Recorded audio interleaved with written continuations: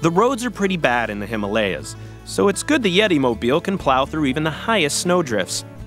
Always on the lookout for stranded motorists, the Yeti Mobile doesn't just help dig them out of the snow, he also likes to offer them a delicious snow cone or two while they wait. Doc Hudson is a car of few words, but many talents. He not only serves as the town judge, he's also Radiator Springs' resident doctor. Doc is respected and admired by the townsfolk for the way he looks out for their health and tends to their aches and pains. No one knows too much about Doc before he came to town. He keeps his private life private. But if you've got a bad spark plug or a rattle in your engine, his door is always open.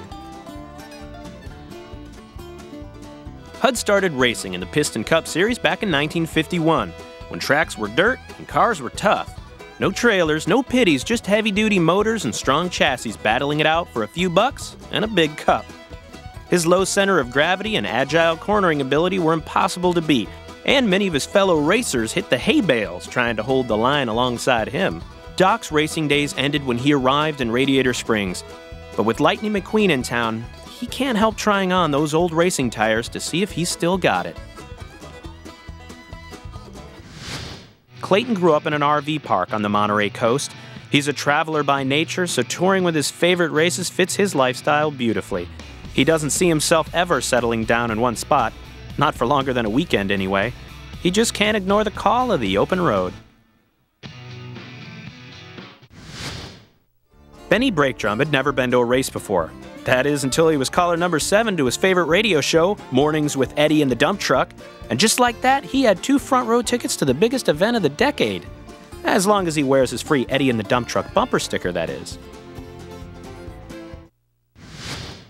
Sometimes Kit Revstar can be found waxing and renting surfboards at the beach. More often, he can be found closing early and hitting the waves. But not today. This morning, Kit's closed his surf shop for something truly special. The biggest race of the decade at the Los Angeles International Speedway. When Sally refurbished the Cozy Cone, she wanted every guest who stayed there to wake up with a smile. And this original novelty clock car from the 1960s really does the trick. Petrol Pulowski used to ride with the 8th Street Carburetors until he was apprehended in a downtown street brawl by police vehicles. Placed in a rehab program that eventually led him to his first assignment trackside, Petrol has become a role model for ex-gang forklifts everywhere. A former National Guard Rapid Deployment Specialist, Chief No Stall takes no chances with his crew's safety. Known as the toughest crew chief on the circuit, he barks out orders so loudly that No Stall race car Todd Marcus could swear he can hear his directions on the track, with or without the radio. Luke was the King's very first pit crew member. The King's pit stops may have taken a lot longer with only one pitty, but they were done a lot better. For many years now, Luke has had dinner at the King's house every Tuesday night, and their wives are in a bowling league together. Studs McGriddle is a steady cam operator for the RSN network. He's known for his steady nerves and solid reliability. Whether on the racetrack with cars speeding by, or in the press pit with reporters smashing into him, Studs will always get the shot without wavering.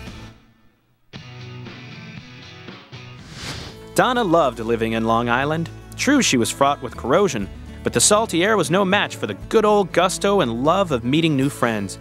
Greeting the European and Asian imports, making sure they found warm fuel in garages made it all worth it. What's a little rust after all? Working for Pacific Flyer Railroad, Trev Diesel has seen a lot of changes alongside his tracks. He's witnessed the coming of the interstate and the disappearance of many of the small towns he used to pass through, but he's still going strong. He still loves pulling a long haul across the desert at night. It's so peaceful. Just Trev, the full moon, and the jackalopes.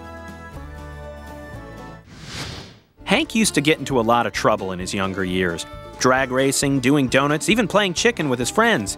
Hank never lost a chicken race because he had problems with depth of perception.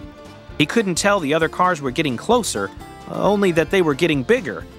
He decided it was time to stop goofing around when he lost a curb feeler in a race. That was just a little too close. Percy Handbrakes likes to look good when he goes out on the town. He makes sure he's taken a nice long car wash in the morning. he makes sure he's got plenty of wiper fluid in case he gets a smudge on his windshield, and he likes to make sure he's got a touch of that new car smell.